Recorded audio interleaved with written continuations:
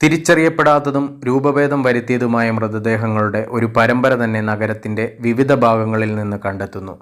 ഈ കൊലപാതകങ്ങൾക്ക് ഉത്തരവാദികളായവരെ കണ്ടെത്താൻ പോലീസിന് സഹായവുമായി എത്തുന്ന ഒരു ഫേഷ്യൽ റീകൺസ്ട്രക്ഷൻ ആർട്ടിസ്റ്റിൻ്റെ സഹായം തേടുന്നതും അതിനുശേഷമുള്ള സംഭവബഹുലമായ കാര്യങ്ങളുമാണ് രണം അറം തവറേൽ എന്ന സിനിമ പറയുന്നത്.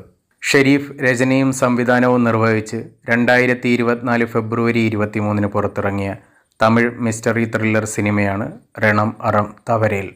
വൈഭവ്, നന്ദിത ശ്വേത, താനിയ ഹോപ്പ് എന്നിവരാണ് ചിത്രത്തിലെ പ്രധാന കഥാപാത്രങ്ങളെ അവതരിപ്പിക്കുന്നത്. വൈഭവിൻ്റെ 25ാമത്തെ ചിത്രമാണിത്. മിഥുൻ മിത്ര പ്രൊഡക്ഷൻസിൻ്റെ ബാനറിൽ മധു നാഗരാജനാണ് ഈ സിനിമ നിർമ്മിച്ചിരിക്കുന്നത്. ബാലാജി കെ രാജയാണ് ഛായാഗ്രഹണം നിർവഹിച്ചിരിക്കുന്നത്. സംഗീതവും പശ്ചാത്തല സംഗീതവും നിർവഹിച്ചിരിക്കുന്നത് അരോൾ കോറല്ലിയാണ്. സിറ്റുവേഷൻസിന് യോജിച്ച രീതിയിലുള്ള BGM ആണ് അരോൾ ഈ സിനിമയിൽ ചെയ്തിരിക്കുന്നത്. സിനിമയിൽ ശിവ എന്ന കഥാപാത്രമായി വൈഭവ് റെഡ്ഡി, ഇന്ദുജ കൃഷ്ണൻ എന്ന പോലീസ് ഓഫീസറായി താനിയ ഹോപ്പ്, കോൺസ്റ്റബിൾ ഭാസ്കർ എന്ന കഥാപാത്രമായി സുരേഷ് ചക്രവർത്തി എന്നിവരെ കൂടാതെ ധാരാളം പ്രധാനപ്പെട്ട കഥാപാത്രങ്ങളും സിനിമയിലെത്തുന്നുണ്ട്. ത്രില്ലർ സിനിമ ആയതുകൊണ്ട് തന്നെ ആസ്വാദനത്തെ ബാധിക്കും എന്നതിനാൽ ബാക്കിയുള്ള കഥാപാത്രങ്ങളെക്കുറിച്ച് യാതൊന്നും തന്നെ പറയുന്നില്ല. എന്നിരുന്നാലും ചെറിയൊരു സീനിൽ സംവിധായകൻ വെങ്കട് പ്രഭുവും എത്തുന്നുണ്ട്. ആദ്യ പകുതിയിൽ അനാവശ്യമായ അലച്ചിലുകൾ ഒന്നും തന്നെയില്ല. ശരിക്കും ഇടവേളയ്ക്ക് മുൻപ് ത്രില്ലർ സിനിമയുടെ എല്ലാ വേഗതയും കൈവരിക്കാൻ സിനിമയ്ക്ക് സാധിക്കുന്നുണ്ട്.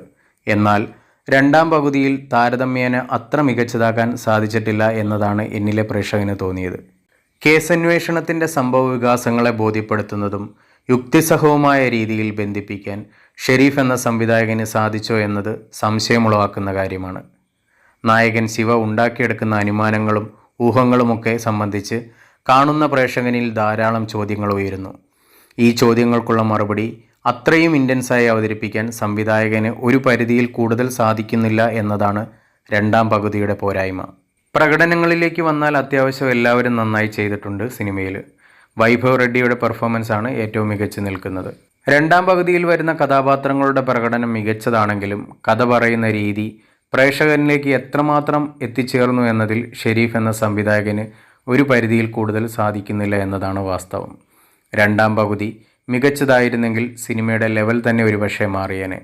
IMDb ഈ സിനിമയ്ക്ക് നൽകിയിരിക്കുന്ന റേറ്റിംഗ് 5.9 ഔട്ട് ഓഫ് 10 ആണ്. ബോറടിക്കാതെ ഒരു തവണ കാണാൻ സാധിക്കുന്ന ഒരു ആവറേജ് മിസ്റ്ററി ത്രില്ലറാണ് രണം അറം തവറേൽ. പുതിയൊരു സിനിമയുടെ വിശേഷങ്ങളുമായി അടുത്ത ദിവസം വരുന്നതുവരെ ഗുഡ് ബൈ.